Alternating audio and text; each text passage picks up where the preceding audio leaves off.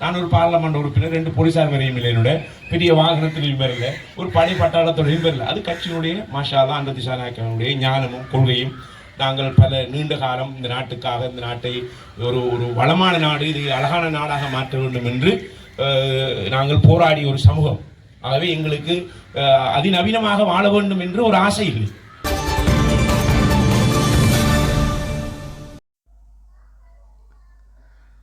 அரசாங்கத்தின் மாகாண சபைகள் ஊடான PSDG திட்டத்தின் கீழ் மருதமுனை சம்சம் வீதியின் 11ஆம் குறுக்கு வீதி கொங்கிரீட்டிட்டு புனரமைப்பு செய்யும் பணி அண்மையில் முன்னெடுக்கப்பட்டது. நீண்டகாலமாக மக்களின் தேவையாக காணப்பட்ட இந்த வீதியை மக்கள் பாவனைக்காக திறந்து வைக்கும் நிகழ்வு நேற்று மாலை இடம்பெற்றது. அம்பாறை மாவட்ட கரையோர பிரதேச ஒருங்கிணைப்பு குழு தலைவரும் கௌரவ பாராளுமன்ற உறுப்பினருமான அபுபக்கர் ஆதம்பாமா பிரதம அதிதியாக கலந்து கொண்டு வீதியை திறந்து வைத்தார். பாராளுமன்ற உறுப்பினரின் வேண்டுகோளின் பேரில் 1.4 மில்லியன் ரூபாய் செலவில் இந்த வீதி அபிவிருத்தி செய்யப்பட்டுள்ளமை குறிப்பிடத்தக்கது. இந்த நிகழ்வில் கல்முனை மாநகர ஆணையாளர் ATM டிராஃபி, பிரதி ஆணையாளர் ASM ஆசிம், உள்ளூராட்சி உத்தியோகத்தர் தாரிக் அலி சார்ஜூன், தேசிய மக்கள் சக்தியின் மருதமுனைக்கான அமைப்பாளர் முகமது ட்ரினாஸ், வேலைகள் அத்தியட்சகர் PTM நஹீம், சமூக ஆர்வலரும் மருதமுனைக்கான சமருதி மகாசங்க தலைவருமான NMU சத்தார், அபிவிருத்தி உத்தியோகத்தர் காதர் ரினோஸ் உட்பட பிரதேச மக்கள், நலன் விரும்பிகள் என பலரும் இந்த நிகழ்வில் கலந்து கொண்டனர்.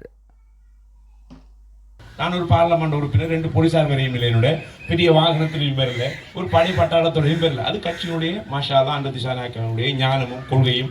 நாங்கள் பல நீண்ட காலம் இந்த நாட்டுக்காக, இந்த நாட்டை ஒரு ஒரு வளமான நாடு, இது அழகான நாடாக மாற்ற வேண்டும் என்று நாங்கள் போராடிய ஒரு சமூகம்.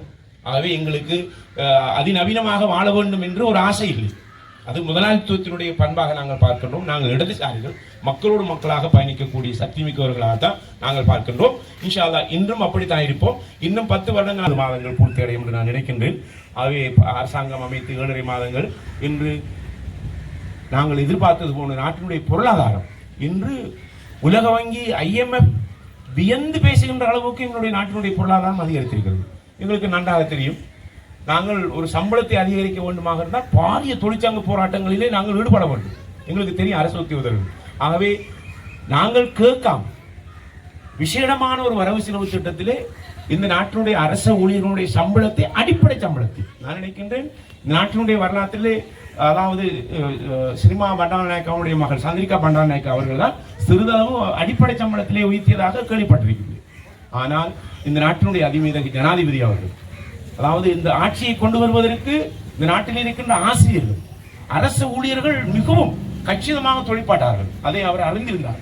அதன் மூலமாக உலகத்தில் இருக்கின்ற அரசு ஊழியர்களுடைய சம்பளமும் எமது நாட்டில் இருக்கின்ற அரசு ஊழியர்களுடைய சம்பளத்தை ஒப்பிடுகின்ற போது நாங்கள் பாரிய வேறுபாட்டை கண்டோம். அதன் மூலமாக நாங்கள் எதிர்பார்க்காத அளவுக்கு, நான் ஒரு ஆசிரியர் துறையில் இருந்திருந்தால் நான் இன்று 1,21,000 ரூபாய் சம்பளம் எடுத்திருப்பேன். அடுத்த ஜனவரி மாதம் சம்பளம் கொடுது, அடுத்த ஜனவரி மாதம் சம்பளம் கொடுது. ஆகவே ஒருவருடைய அரசாங்க சம்பளம் நான் நினைக்கிறேன் 1,60,000 ரூபாய், 1,50,000 சாதாரணமான அரசு ஊழியர்கள். இங்கே இருக்கின்ற ICS ஊழியர்கள் இருக்கிறார்கள், அது அவர்களுக்கு அதிகமாக இருக்கும். ஆகவே இதனால் எங்களுடைய வாழ்க்கை தரம் அதிகரிக்கப்பட்டிருக்கிறது.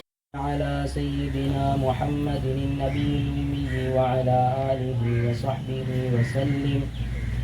اللهم اغفر لنا ذنوبنا وخطايانا كلها يا رب العالمين. اللهم أعنا على ذكرك وشكرك وحسن عبادتك.